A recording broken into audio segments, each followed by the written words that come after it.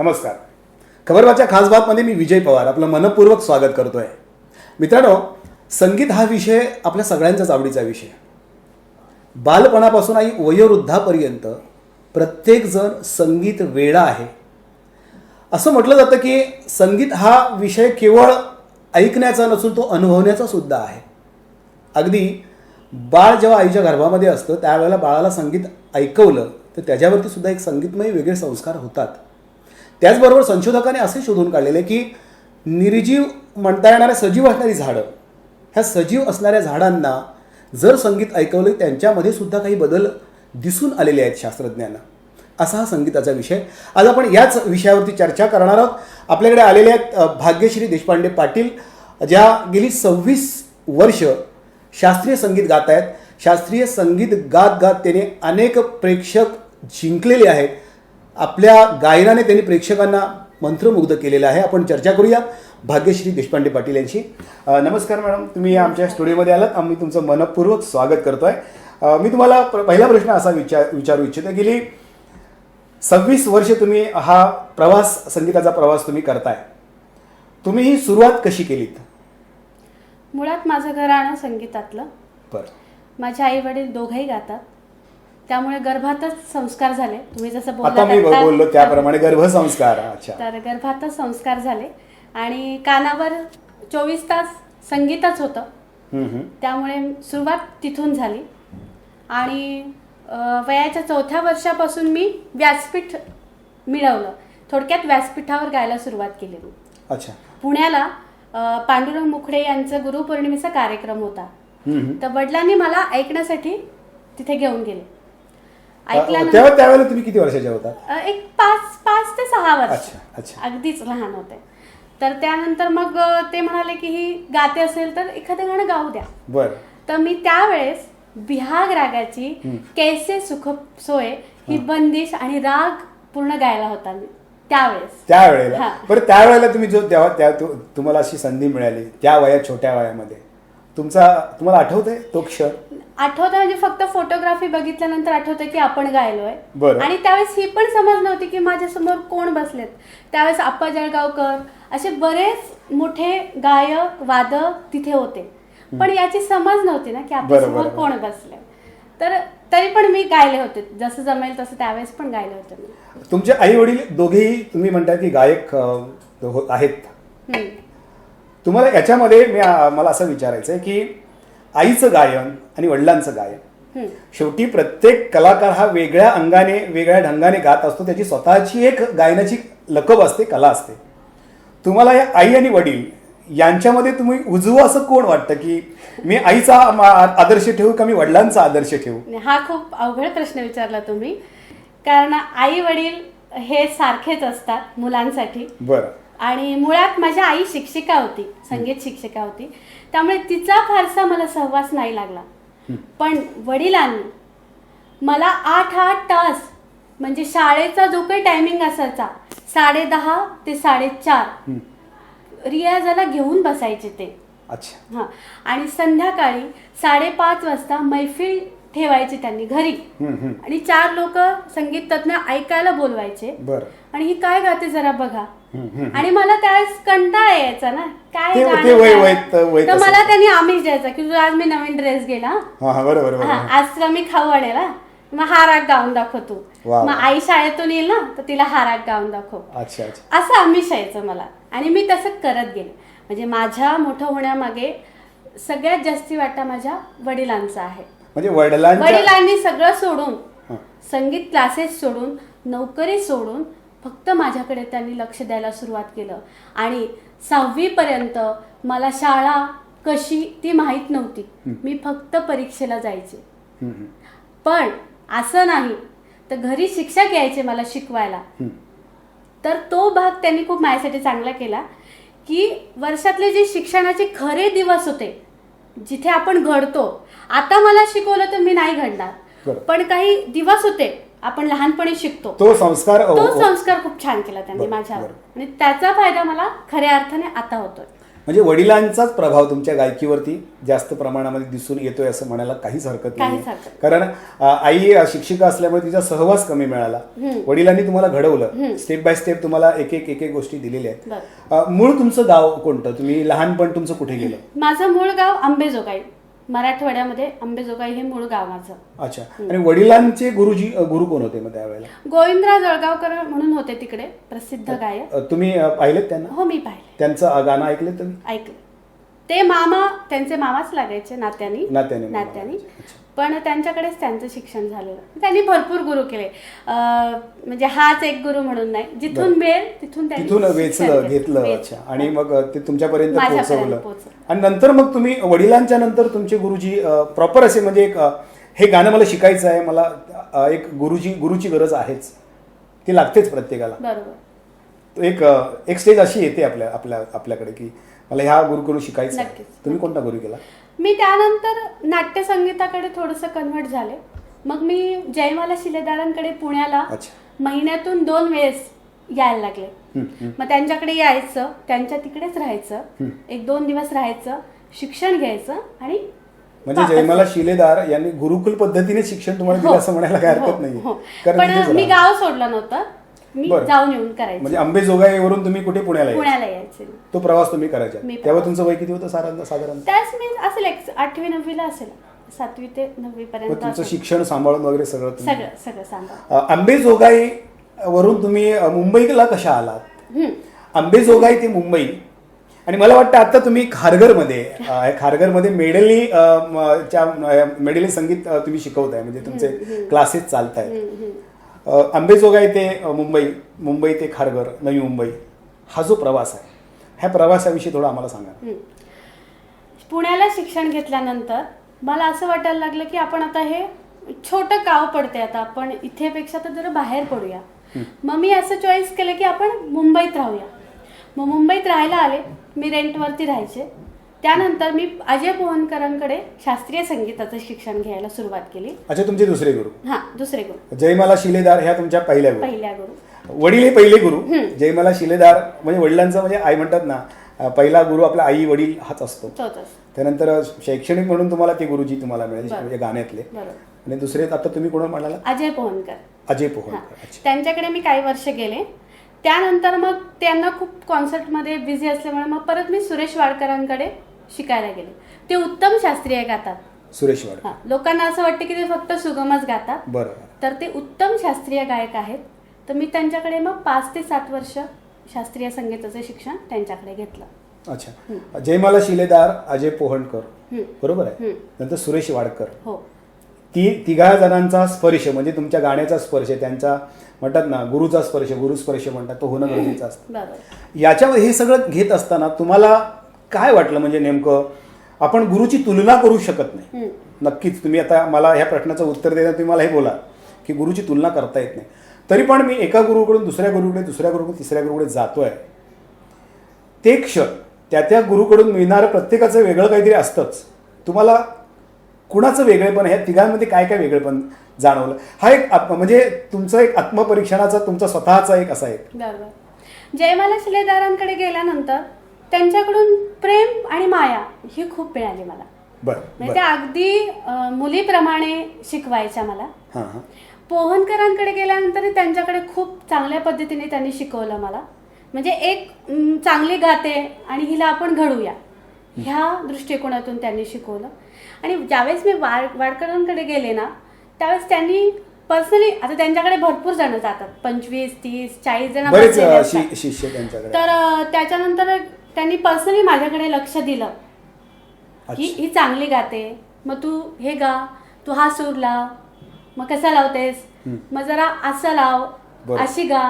म्हणजे एवढ्या विद्यार्थ्यांमध्ये त्यांनी मला थोडंसं वेगळी ट्रीटमेंट दिली, म्हणजे शिकवलं चांगलं. आणि आता ज्यावेळेस तुम्ही म्हणालात की खारघर पर्यंतचा प्रवास, म्हणजे मी सांगितलं अंबेजोगाई पासून, म्हणजे अंबेजोगाई तुमचं बालपण, बरोबर आहे की नाही? ते बालपणीचे जीवन आहे, तो वेगळा एक आठवणी, असं तुम्ही जसं वडिलांच्या आठवणी सांगितल्या, वडील सगळ्यांना बोलवायचे आणि मग तुमचं गाणं ऐकायला लावायचे. अंबेजोगाई पासून तुम्ही पुण्यामध्ये केलेला प्रवास 9वी, 8वी, 9वीच्या त्या वयामध्ये, ते जे वय आपलं आतून उमलत असतं तो ती वेळ आणि त्यावेळेला जयमाला मॅडम यांचं तुम्हाला झालेला स्पर्श, त्यानंतर मग तुम्ही मुंबईमध्ये आलात. मुंबईमध्ये येण्याचं नेमकं कारण काय तुमचं होतं? मुंबईमध्ये येण्याचं कारणच हे होतं की मला मोठे गायिकाच व्हायचं आहे. लहानपणापासून माझ्यासमोर एकच ध्येय आहे की मला शास्त्रीय संगीतामध्ये मोठी गायिका व्हायचं, बरोबर, हेच ध्येय. त्यामुळे गाण्यासाठीच मी मुंबईत आले. नंतर हे सगळं शिक्षण घेतल्यानंतर ज्यावेळेस मी खारघरमध्ये आले, इथलं वातावरण बघितलं, तर इथलं वातावरण वारकरी संप्रदाय खूप इथे वातावरण आहे त्या संगीताशी निगडीत किंवा भजनाशी निगडीत. तर मी त्या वारकरी संप्रदायाशी होतेच, म्हणजे पूर्वीपासून निगडीत होते. पण मग प्रॉपर शिक्षण, वारकरी भजन हे काय आहे, ते आपण काय करतो, काय गायचे आपल्याला, किंवा कसे भजनं आहेत, कशा चाली आहेत, तर त्याचं शिक्षण घेण्यासाठी मी खारघरचे निवृत्तीभाऊ चौधरी यांच्याकडे मी प्रॉपर शिक्षण घ्यायला सुरुवात केली. खारघरमध्ये तुम्ही अजून पण जे ध्येय ठरवलं होतं की मला इथपर्यंत पोहोचायचं आहे, तुम्ही पोहोचला तिथपर्यंत? नाही, अजून नाही पोहोचले मी. काय बाकी आहे अजून तुमच्याकडे? म्हणजे काय आत्ताशी मी कुठे महाराष्ट्रात आहे, मला जगभरात माझं नाव करायचंय. अच्छा अच्छा. दुसरं असं की मला असं प्रश्न आहे तुम्हाला विचारायचं की आपण एक अनोळखी कलाकार, म्हणजे आपण घडत असतो, तो घडण्याची प्रोसिजर एक वेगळी प्रोसिजर असते. आणि जेव्हा रसिकांसमोर आपण जातो तेव्हा रसिकजन आपल्याला ओळखतात. हा अनोळखी आणि ओळखीचा प्रवास, तुम्हाला काय अनुभव आले ह्या प्रवासात अशा पद्धतीने? अनुभव भरपूर आले. ज्यावेळेस मला ओळख नव्हती त्यावेळेस मला ओळख करण्यासाठी लोकांच्या मागे धावावं लागायचं की मला व्यासपीठ द्या, मला गाऊ द्या, एखादं गाणं म्हणू द्या, एखादं नाट्यगीत म्हणू द्या. आता असं नाही राहिलं. आता लोक माझ्यापर्यंत येतात की मॅडम तुम्ही आमच्या कार्यक्रमाला याल का, तुम्ही गाल का. म्हणजे हा खूप फरक आहे आणि हा अनुभव पण खूप सुंदर आहे की आपण कुणाच्या तरी मागे असतो आणि परत असं होतं की लोक आपल्या मागे येतात की या तुम्ही. असा एक क्षण तुम्हाला कधी तुमच्या ह्याच्यामध्ये ह्या ओळखीच्या ह्याच्यामध्ये तुम्हाला आला की मी कुणाला तरी म्हटलं की मला गायचं आहे, मला गाऊ द्या ना, आणि तिथे झिटकारलेला आहे असा एखादा क्षण कुठला आला? पुण्याला ज्यावेळेस मी नाट्यसंगीताच्या स्पर्धा होत्या त्यावेळेस बोर्ड बघितला की इथे नाट्यसंगीताच्या स्पर्धा आहेत. मग त्यानंतर माझे वडील म्हणाले की चल आपण जाऊया, बघूया मिळतंय का ते चान्स. गेल्यानंतर त्यांनी सांगितलं कुठून आलात तुम्ही, तर बाबांनी सांगितलं की आम्ही असं असं मराठवाड्यातून आलोय. मराठवाडा नाव ऐकलं की त्या लोकांनी मला पहिले झिरकाडले की नाही अशा लोकांना आम्ही एंट्री देत नाही. मराठवाड्याला काय तिथे काय क्वालिटीची लोक नाहीये असं त्यांनी केलं.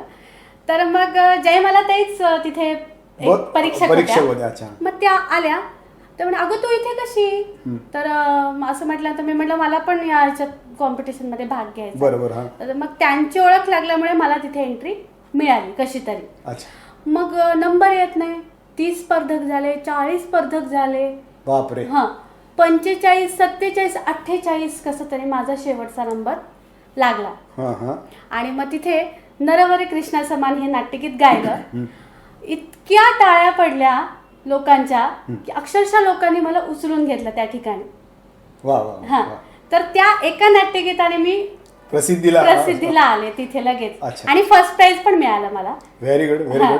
आपण ही चर्चा अशीच चालू ठेवणार आहोत, पण तुम्ही आत्ताच थोडं सांगितलं की त्यावेळेला मला नरवर कृष्णा समान हे मी नाट्यगीत गायलं, तिथून मला प्रसिद्धी मिळाली, मला माझी ओळख मला स्वतःला मिळालेली आहे.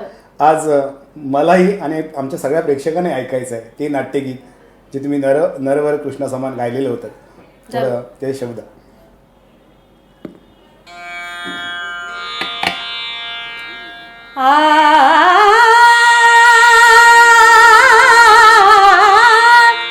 नरवर कृष्णा समान,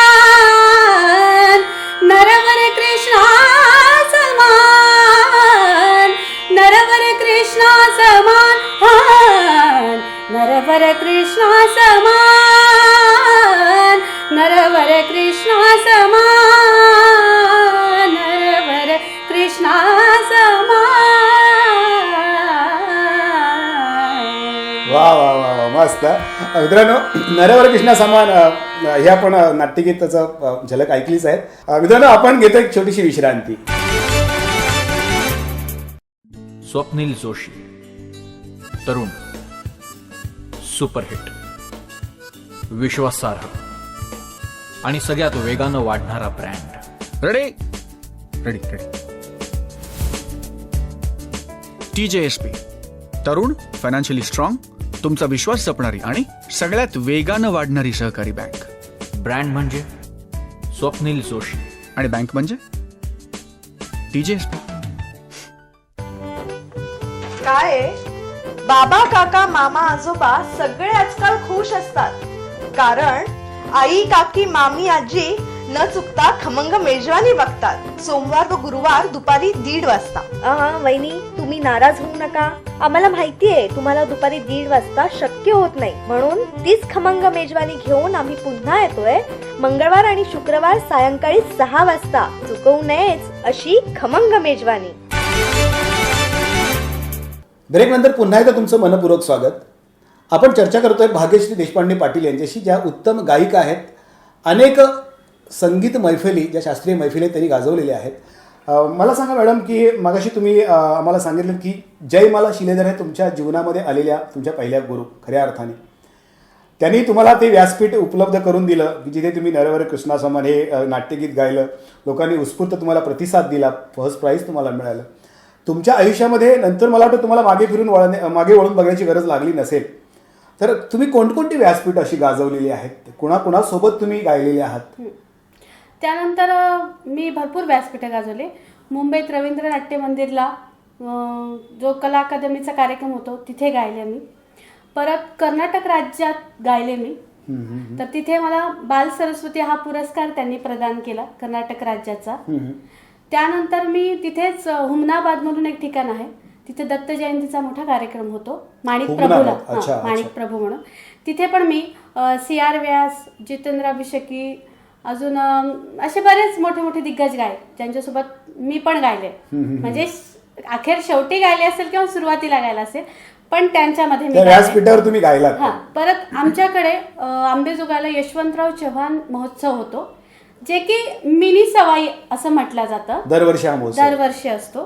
तर तिथे अजूनपर्यंत लोकल गायकाचं कुठल्याच लागला नाही, पण तिथे मी गायले. तुम्हाला अभिमान वाटला असेल त्या गोष्टीचा की मी या माझ्या गावामध्ये मी गाते. येस. ओपन फेस्टिवल ठाण्याला जो मोठा होतो तिथे मी गायले. असे अनेक मुंबई असो, पुणे असो, बाहेर असो, गोव्याला पण मी जाऊन आले शास्त्रीय संगीतासाठी. अनेक ठिकाणी मैफिली माझ्या झाल्या.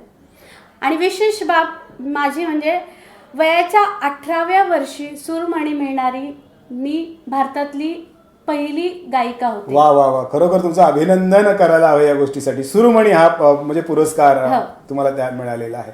आता तुम्ही एक CD केलेली आहे, त्याच्याविषयी सांगा ना. कलर्स ऑफ भजन, बरोबर ना? कलर्स ऑफ भजन ही आम्ही एक फ्युजनचा प्रकार म्हणा किंवा वेस्टर्न बीट्स वरती एक पारंपरिक भजन गाणं हा जो प्रकार आहे तो आम्ही केला. बरोबर.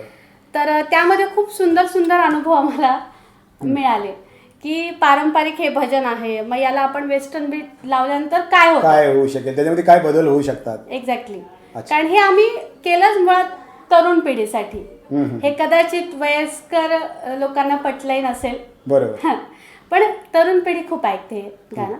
तर आम्ही ज्यावेळेस एक गवळण करायला घेतली, तर पारंपरिक गवळण थोडीशी वेगळ्या अंगाने जात होती. म्हणजे ती तुम्हाला मी गाऊन दाखवते. बरोबर.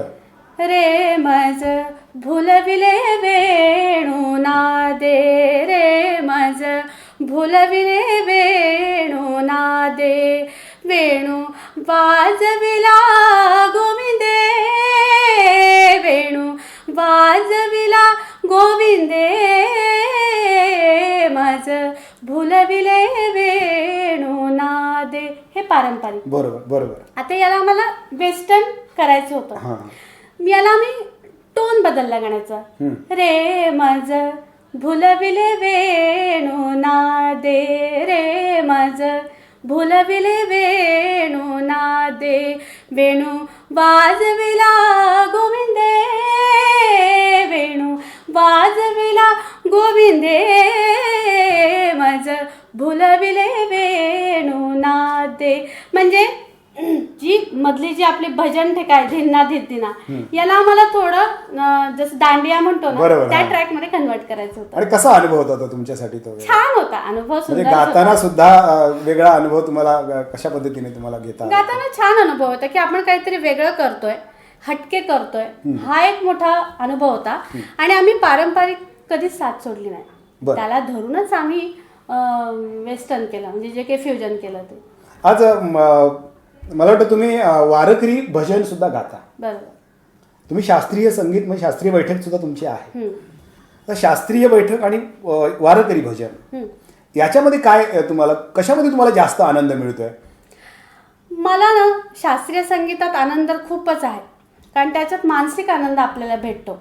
पण वारकरी भजनामध्ये ना एकतर म्हणजे समाधान पण मिळतं आणि त्याच्यात जे हलकी फुलकेपण आहे ना, म्हणजे सरगमचा म्हणा किंवा छोटीशी तानबाजी किंवा तालाशी खेळणं, ह्या गोष्टी खूप वारकरीमध्ये बरं. भजनामध्ये आहेत.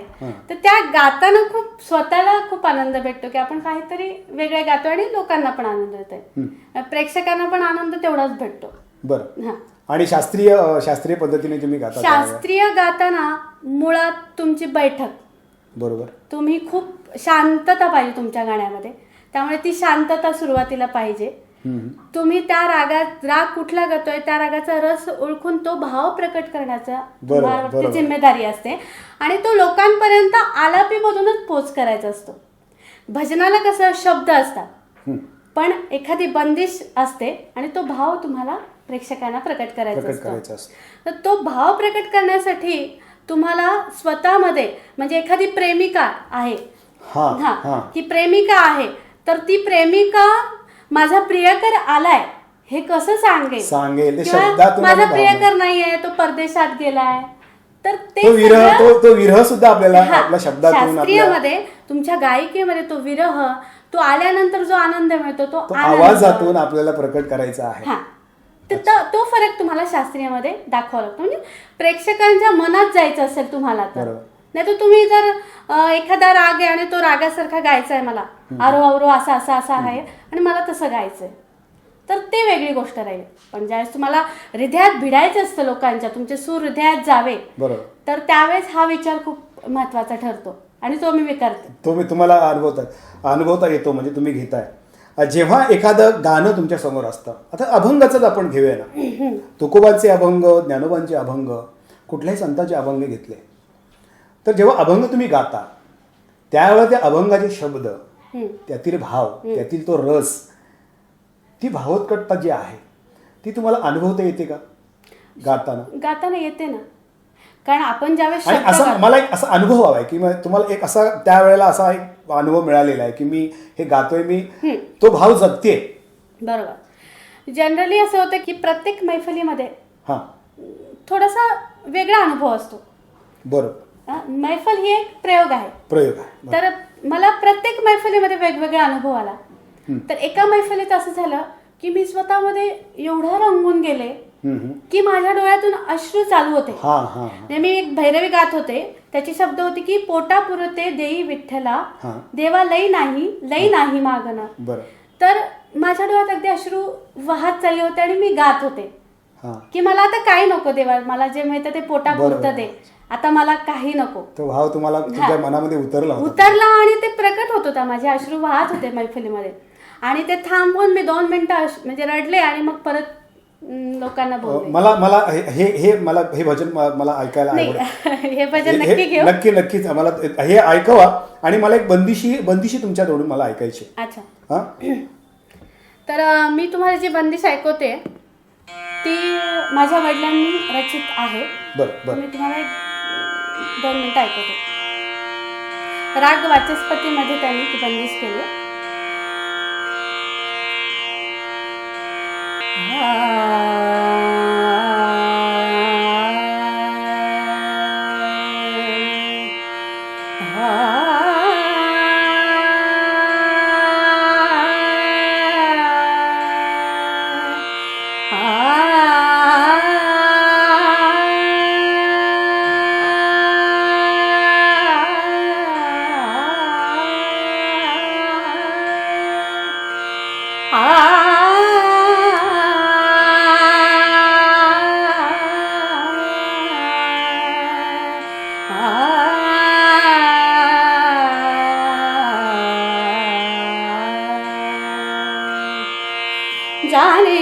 जाने दे मोहे शाम, जाने दे मोहे शाम, बाट देखते हैं मोरी मैया, बाट देखते हैं मोरी मैया, जाने दे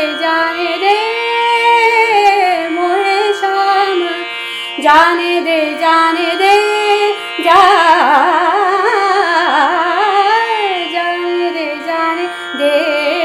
मोहे शाम, जाने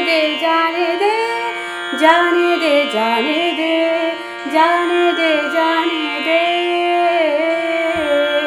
मोहे शाम. वा वा वा वा वा, क्या क्या बात आहे, क्या बात आहे. मस्त, खूप खूप छान, खूपच छान, खूप सुंदर असं वातावरण निर्माण झालं. आत्तापर्यंत तुमचा प्रवास जर आपण पाहिलं तर अंबेजोगाई, मुंबई, खारघर. अंबेजोगाईचा प्रवास तुमच्या वडिलांच्या सोबत होता. बरोबर. आता मुंबईचा प्रवास हा तुमच्या वडिलांच्या सोबत होता की तुम्ही मुंबईमध्ये आलात, ते खांदोबालट झालं, तुम्ही घर बदललं काय? तुमच्या ह्या संध्या प्रवासामध्ये तुमच्या घरच्यांचं कसं सहकार्य तुम्हाला? माझे मिस्टरांचं खूप मला पाठबळ आहे, खूपच पाठबळ आहे. मुळात त्यांना गाण्यातलं काहीच समजत नाही. बरं. खूप डिफरंट त्यांचं क्षेत्र आहे, क्षेत्र वेगळं आहे त्यांचं. पण कधीही मला अडवलं नाही की तू हे नको करू किंवा काही कुठे जायला नाही अडवलं. नक्कीच तर म्हणजे तो त्यांचा आणि त्यांच्या घरच्यांचा पण मला खूप सपोर्ट आहे की तू कर, केलंच पाहिजेस. हा, रियाजाला तो मला उठवतो की बस. अच्छा, हे फार महत्वाचं आहे, कारण जेव्हा आपण काहीतरी करायला घेतो, आपल्याला वेगळ्या उंचीवरती पोहोचायचं असतं, तेव्हा सगळा बाकीचे सगळे जे आहेत आपल्याला बॅक करणारे ते पुढे घेऊन जाणारे असतात. तुमची पुढची वाटचाल तुम्ही काय ठरवले? तुम्हाला कुठपर्यंत पोहोचायचं आहे? तुम्हाला तुमच्या मनामध्ये काय आहे अजूनपर्यंत की मला तिथपर्यंत माझं ध्येय आहे, मग ते गाठायचं आहे? काय ध्येय आहे तुमचं? माझं ध्येय एवढंच आहे की मला एक चांगली गायिका, हेच एक ध्येय आहे. मी कुठपर्यंत जाते हा भाग वेगळा आहे, पण मी जे काही गाते ते लोकांना आवडलं पाहिजे आणि लोकांपर्यंत पोहोचलं पाहिजे, हीच माझी इच्छा आहे. आणि भजनामध्ये पण मला खूप आनंद मिळतोय. आणि मी ज्यांच्याकडे शिक्षण घेते, निवृत्तीबुवा चौधरी, हेही मला उत्कृष्ट शिक्षण देत आहेत. आणि मला असं वाटतं की त्यांचा वारसा थोडासा मी पुढे चालवावा. आणि आता मी जे क्लासेस घेते, मेलडी क्लासेस, त्याच्यामधून विद्यार्थ्यांना घडवणं हा एक माझा खूप मोठा उद्देश आहे की चांगले विद्यार्थी घडले जावेत, तुमच्याकडनं घडले जावेत, त्यांना त्यांचं आयुष्य त्यांना सापडावं, त्यांनी जे विचार केले. हे सगळं करत असताना तुम्हाला असं वाटत नाही की आज गायन जे आहे, चित्रपट आहे किंवा TV मालिका आहेत, याला सगळ्यांना पार्श्वगायिका किंवा गायक ही मंडळी फार त्यांचं योगदान मोठं असतं. तुम्हाला असं स्वप्न नाही तुमचं की मला पार्श्वगायन करायचं आहे? असं काही स्वप्न होतं माझं, असं नव्हतं असं कधीच होऊ शकत नाही. कारण ते सगळं बघितल्यानंतर त्यांना क्षणात सगळं मिळतं आणि आम्ही एवढी मेहनत करून पण आम्ही त्याच होतात येत नाही. तर तुमच्या माहितीच तो मी सगळं गायले, म्हणजे हिंदी चित्रपट गीत गायले, मराठी चित्रपट गीत गायलं, भावगीत गायलं, लावणीपर्यंत गायले मी. पण मला त्याच्यात आनंद नाही मिळाला, नाही, खरंच नाही मिळाला. आणि मी अक्षरशः ते क्षेत्र सोडलं, पार्श्वगायनाचं. हो. तुम्हाला कधी संधी मिळाली अशी गायनाची, पार्श्वगायनाची? मिळाली ना. एक 2 सिरियलला मी तू माझी माऊली वगैरे जी सिरियल चालू आहे आता करतोय आम्ही, त्याला पण मी गायले, पण आनंद नाही भेटला. पैसे मिळतात पण पैशाने आनंद घेता येत नाही. आणि शास्त्रीयमध्ये जी बैठक आहे ती तुम्हाला कुठेच नाही मिळू शकत. त्याच्या खालोखाल तुम्हाला वारकरी संप्रदायामध्ये भजन हा एक पार्टच आहे की तुम्हाला त्याच्यामध्ये एक आनंद मिळतो, आत्मानंद.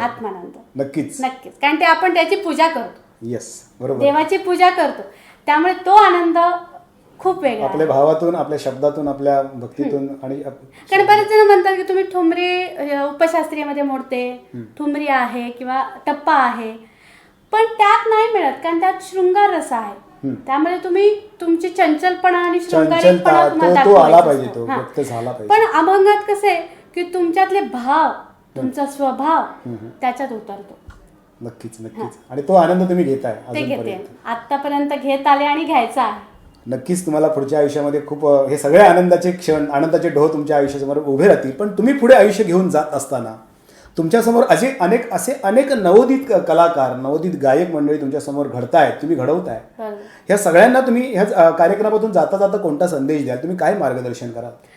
मी नवोदित मुलांना हा संदेश देईल की तुम्ही रियाज करा, मेहनत करा. या म्हणजे जे शो होतात, मोठे मोठे कार्यक्रम होतात, त्याच्या मागे धावू नका. मेहनत करा. मेहनतचं ते फळ तुम्हाला नक्की भेटेल, कुठेतरी नक्की भेटेल. तर तुम्ही रियाज करा आणि शास्त्रीय संगीत शिका. अच्छा, हा म्हणजे एक- वोकल शिकण्यापेक्षा आपलं शास्त्रीय हा संगीत एक भेटतं. फार मोठा माझा मुलांना सल्ला आहे नक्कीच की तुम्ही शास्त्रीय संगीत शिका. भजन तर शिका, बाकी सुगमही शिका, पण शास्त्रीय संगीत शिका.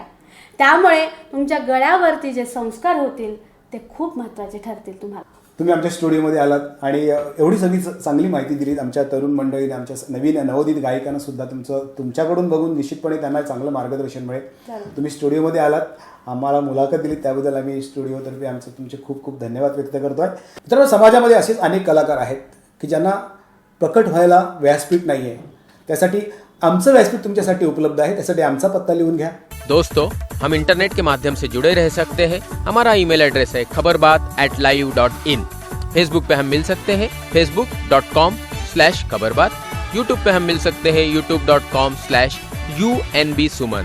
हमारा मोबाइल नंबर है 9869009449. तर जाता जाता हा कार्यक्रम संपवण्याच्या अगोदर आम्हाला सगळ्यांना, आमच्या प्रेक्षकांना इच्छा आहे की तुम्ही ज्या वारकरी संप्रदायाचं शिक्षण घेतलं त्यावेळेला तुम्ही जो पहिला अभंग गायलात त्या अभंगाविषयी थोडंसं आम्हाला सांगा आणि ते आम्हाला ऐकवून दाखवा. जरूर. त्या अभंगाचा एक छोटासा मी तुम्हाला किस्सा सांगते. नक्कीच नक्कीच. की रामनामाचा गजर ही कॅसेट निघत होती.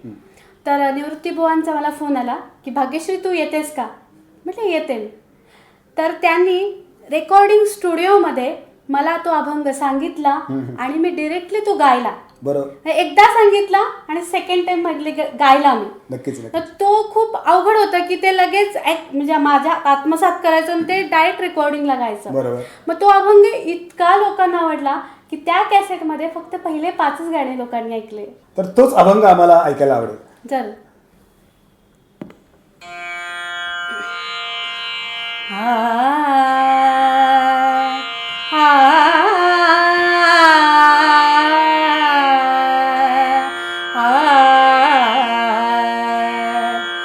तुझे नाम गोड, नाम गोड, तुझे नाम गोड, नाम गोड, तुझे नाम गोड, नाम गोड, पुरे पुरे पुरे सकळ हे कोड, पुरे पुरे पुरे सकळ हे कोड, तुझे नाम गोड, नाम गोड, तुझे नाम गोड, नाम गोड, तुझे